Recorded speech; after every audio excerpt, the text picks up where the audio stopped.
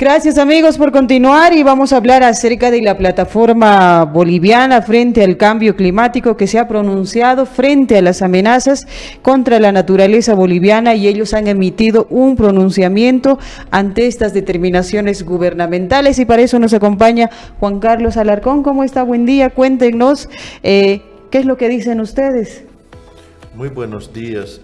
Sí, efectivamente estamos con preocupación, ¿no? Todo el avance, digamos, de arremetida que hay contra el medio ambiente, contra los derechos de la naturaleza, que han sido conquistas históricas, digamos, del pueblo boliviano, previo y durante el proceso constituyente, y hemos logrado, digamos, normar, digamos, que en Bolivia se reconocen los derechos de la naturaleza. Estaban prohibidos el mercantilizar las funciones ambientales y también están prohibidas los transgénicos con la ley 144, por ejemplo, de la Revolución Productiva, y así también con la ley 300 de los derechos de la madre tierra, esto de poner, digamos, precio a las funciones ambientales. Pero en los últimos meses, podemos decir, o semanas, a partir del 6 de agosto se ha planteado, digamos, esto del tema de profundización, por ejemplo. Disculpe, ¿su apellido está bien? Quiero preguntarle. Está bien, sí, Juan Carlos Alarcón. Sí, ya, perfecto. Sí, de acuerdo. Entonces hay un paquete, digamos, ¿no? que ha venido avanzando, tiene que ver también con el tema de los biocombustibles, esto que te decía del tema del posible, digamos, introducción de nuevos eventos transgénicos, y esta sentencia constitucional que es del mes de junio, pero se ha conocido hace una semana, que declara constitucional, digamos, que en Bolivia hay la mercantilización de las funciones ambientales. A ver, yendo tal vez un poco por pasos, ¿no?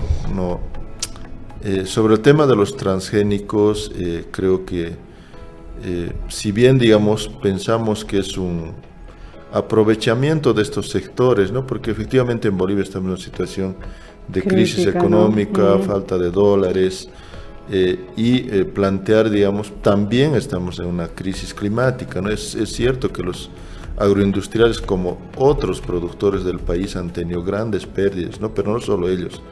Entonces están aprovechando para justamente tener mayor exportación, por tanto para que puedan entrar mayores divisas, entonces tenemos que mejorar los rendimientos y para eso es poner nuevos eventos transgénicos, ¿no? Pero aquello no es cierto, digamos, no es sostenible sobre todo, ¿no? Porque ya desde los años 90 en Bolivia se produce soya transgénica, es decir, casi el 100%, pongamos 99%, digamos, de la soya que se produce en Bolivia es soya transgénica, ¿no? Entonces, lo que más bien va a generar es todo un impacto ambiental, ¿no? Con todo el tema de deforestación, desertificación del suelo, además contaminación de las aguas, porque estas semillas no vienen solos, no vienen en paquete, están todo el tema de insecticidas, herbicidas, y ya se habla, digamos, que por ejemplo el uso del glifosato podría generar, digamos, cáncer en las personas, ¿no? Entonces hay un impacto, digamos, ambiental, pero también la salud humana muy fuerte, pero tampoco es cierto que va a resolver el problema económico, es decir, el aporte de la agroindustria no es, digamos, no es que va en crecimiento, nunca ha sido, digamos, como un gran aporte. La plata que hemos tenido en los últimos años ha sido por la venta de hidrocarburos, sobre todo del gas, y hoy, digamos, como no hemos tenido una buena inversión en esos tiempos, estamos teniendo estas consecuencias. Por eso nuestra propuesta, no ahora, sino desde hace muchos años, también cuando hubo recursos, decíamos, no hagamos inversión en cemento, hagamos inversión productiva, pero no solo en la agroindustria también, sino en los pequeños productores, porque en Bolivia el 96% de los productores son pequeños y medianos productores, y nosotros lo que comemos cotidianamente, más del 50% de los productos de nuestro plato cotidiano viene de esta pequeña producción agrícola, campesina, familiar. Efectivamente viene una parte de la agroindustria, por ejemplo el aceite, podemos decir también las carnes, soya, carne de res, ¿no? Y otra gran parte que ha crecido en los últimos años es la importación de alimentos, sobre todo de papa, cebolla, tomate y otros productos que mayormente desde el Perú, ¿no?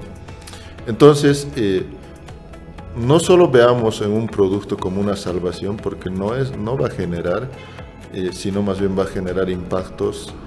Pero además hay otro estudio que demuestra que el negocio de la soya, si los que se lo llevan la mayor parte, digamos, de la ganancia, no son ni siquiera empresas bolivianas, son empresas internacionales, ¿no? Mayormente con capitales de Brasil, Perú, Japón y otros países. Entonces, lo concreto, digamos, es que nosotros nos vamos a quedar con los impactos, es decir, ambientales sobre todo, posiblemente por eso hay esa preocupación, ¿no? De salud humana, y las ganancias se van a ir afuera, ¿no? Entonces, creo que es importante que el gobierno también convoque a otros sectores, si bien son pequeños, pero es una gran mayoría, es decir, de los 800.000 unidades productivas, y eso dice el INE, el 95% son pequeñas unidades productivas, que hoy no están en el debate de lo que se está discutiendo.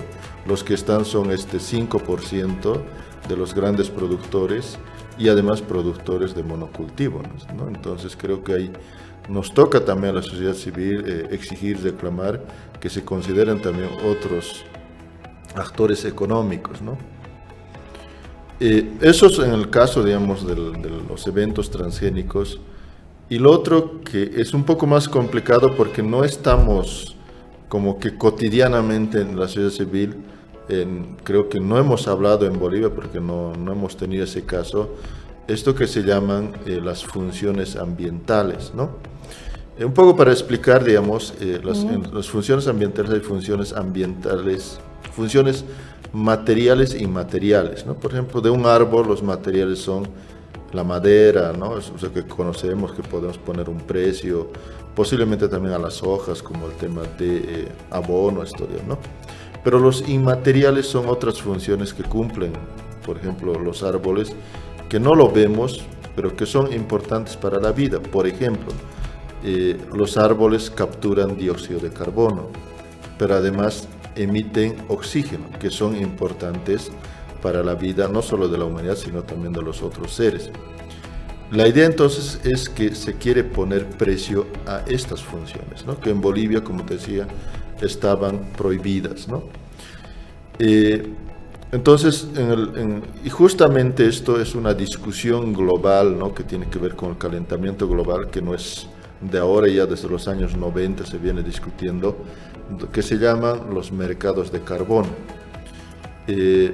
Esto también es un lenguaje, digamos, que los países del norte han inventado, han generado, ¿no? Es un mecanismo que funciona, pero que no da respuesta a la crisis climática, ¿no? ¿Qué es eso?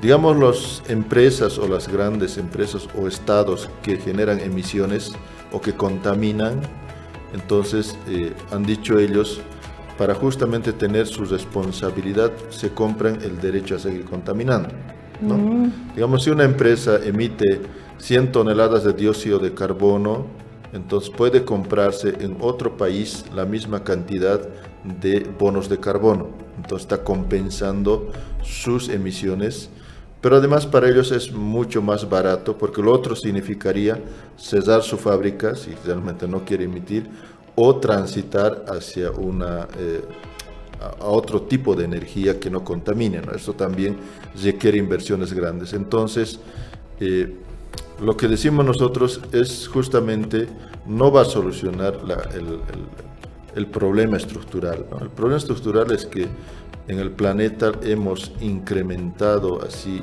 estrepitosamente las emisiones, sobre todo de dióxido de carbono, y hoy estamos pagando las consecuencias, ¿no? Es decir, y para resolver es que estos países y estas industrias tienen que reducir sus emisiones.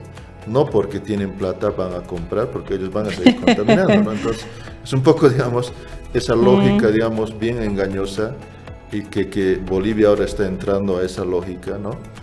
Pero además, digamos, no es que hay un negocio directo entre la empresa o el Estado con el territorio, digamos, que está preservando, conservando un bosque. hay intermediarios que han aparecido, grandes empresas, que son los que justamente certifican, ¿no? Porque alguien tiene que decir cuántas toneladas de carbono hay o un determinado hectárea de bosque, cuántas toneladas de dióxido de carbono va a absorber.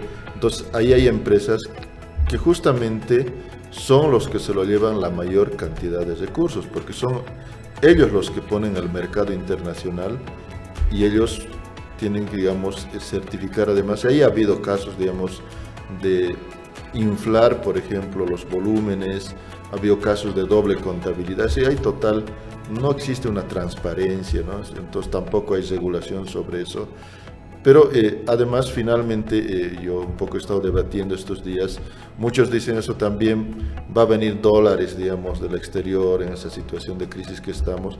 Efectivamente, estamos hablando de millones de dólares que se juegan, pero ¿dónde se ve la mayor parte, como pasa en Brasil, Perú, Colombia, otros países en el mundo que ya han entrado a este mecanismo? Se lo llevan estas empresas intermediarias, ¿no? Y tal vez termino con esto, poner un ejemplo, porque este es un ejemplo real. No es tampoco reciente en Bolivia. Han hecho todo un lobby, podemos decir, toda una incidencia, sobre todo estas empresas intermediarias, y también en territorios indígenas. Por ejemplo, en un territorio indígena en Chiquitanía, han ofrecido, de hecho, hasta han hecho acuerdos cuando todavía no era legal. Ellos han dicho, les vamos a pagar $1 por hectárea año. Ellos tienen como 2 millones de hectáreas, un poco más de 2 millones. Entonces, vamos a recibir 2 millones de dólares anualmente, y quien sea dice, bienvenido, ¿no ve? Pero ellos están ofreciendo en el mercado internacional más de $20 por hectárea. Entonces, ellos quieren llevarse por lo menos $20 por hectárea esta empresa intermediaria, y a los pueblos indígenas quieren dar $1 por hectárea. Y ellos nos han preguntado, porque a su semana siguiente, a 2 semanas, vino otra empresa brasileña y les ha dicho, yo les pago $10 por hectárea. Entonces, ¿cómo es este negocio? Y uno, revisando la información, puede encontrar en algunos casos que están pagando desde $1 hasta más de $100, $200. Hay una, digamos, ambivalencia en términos de precio también ahí, pero justamente, digamos, para nosotros, digamos, es una falsa solución, porque no va a resolver el problema de la crisis climática. Puede venir algunos dólares, y de hecho también esos dólares que han entrado en Perú, en Brasil, en muchos pueblos indígenas hoy están rechazando, porque les ha generado corrupción en sus líderes, les ha generado desarticulaciones en su propia organización. Es un poco como decimos, la plata, digamos, genera también problemas. Entonces, hoy, en vez de resolver sus problemas, han quedado con más problemas y dicen, ya no queremos saber más, ¿no? Porque además ni ellos mismos no saben cuánto es realmente lo que está viniendo, de lo que les llega. Entonces, el problema, digamos, en Bolivia, además de cómo se ha dado un tribunal que viola para nosotros la propia Constitución, y además hace caso, digamos, porque por detrás están, sabemos, estas empresas, ¿no? Que ya están en el territorio. ¿Y cuál sería la solución, tal vez? La solución, mira, y ahí creo que es importante, gracias por la pregunta, nadie está en contra de que necesitamos recursos, pero además la lucha que la sociedad civil del sur, también nosotros como plataforma hemos peleado, es que estos países del norte que han hecho este daño ambiental tienen que pagar, tienen que poner plata, si quieres, ¿no? Así hablando un poco más cotidiano. ¿Y quién reclama, pero ello? Nosotros, hay otro mecanismo, por ejemplo, no por el mecanismo de mercado de carbono, porque ahí el que se lo lleva la mayor parte, como te decía, son estas empresas intermediarias. Nosotros estamos planteando que los recursos vengan directamente a los territorios locales, que además pueden decidir ellos en qué invertir, ¿no? Pero además tienen que pagar y tienen que reducir sus emisiones, porque no es que solo que tienen que pagar sobre el daño que han generado, sino si queremos realmente en el planeta mantener la vida, sobre todo la vida de la especie humana, tenemos que reducir, y la ciencia dice tenemos que cesar la industria fósil, ¿no? Eso es fuerte, pero tenemos que transitar hacia eso, ¿no? Entonces hay otro mecanismo que Bolivia mismo lideró en el Acuerdo de París, que es el artículo 6.8, que se llama los mecanismos de financiamiento no vinculados al mercado de carbono, que es justamente el otro mecanismo que tiene que venir directamente para potenciar justamente los impactos del cambio climático, en términos de adaptación, mitigación, es decir, para financiar eso, ¿no? Entonces yo creo que ahí, claro, también hay que ver, digamos, cuánto se ha avanzado eso. Lo que más se ha avanzado es este negocio del mercado de carbono, ¿no? Entonces sí hay, digamos, otras posibilidades, no es el único, ¿no?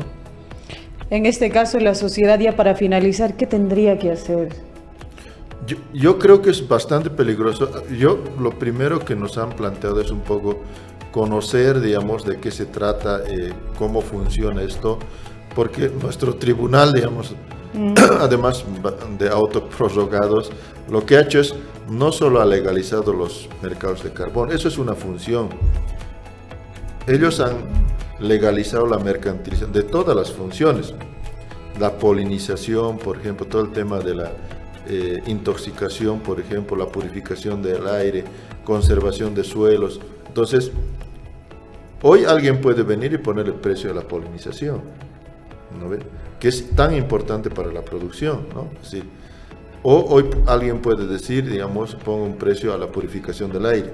Entonces es bastante peligroso lo que ha hecho el tribunal, digamos, no sé si realmente saben lo que han hecho, y creo que a la sociedad civil nos toca, digamos, manifestarnos y exigir, digamos, que realmente el cumplimiento de la Constitución, ¿no? Pero lamentablemente tenemos un tribunal que es la garantía del cumplimiento de la Constitución, es los primeros, en este caso, digamos, los que han atentado más bien contra la propia Constitución. Entonces, yo creo que nos tenemos que informar, discutir, debatir sobre, reitero, nosotros hasta hemos hecho un cálculo, Bolivia, por ejemplo, ha perdido desde el 2000 hasta el 2022, 2.500 millones de dólares por daños y pérdidas por los impactos del cambio climático. Les queda mucho trabajo todavía por hacer y sobre todo, ¿no?, por informar a la población, ¿no?, que sepamos, que conozcamos este tema, porque usted, Juan Carlos, se la sabe muy bien y creo que también el resto de la sociedad tiene que conocer, ¿no?, para poder estar enterados y poder tener esta información. Le invito para otro programa para que venga y pueda seguir comentándonos. Con mucho gusto, ¿no? Y si, como te digo, tenemos que informarnos, es algo nuevo, complicado también, es un tema que no lo vemos, ¿no? Entonces es un poco, efectivamente tenemos que conocer mucho más, ¿no? Muchas gracias por el espacio. Claro que sí. Amigos, acompáñennos a otra pausa.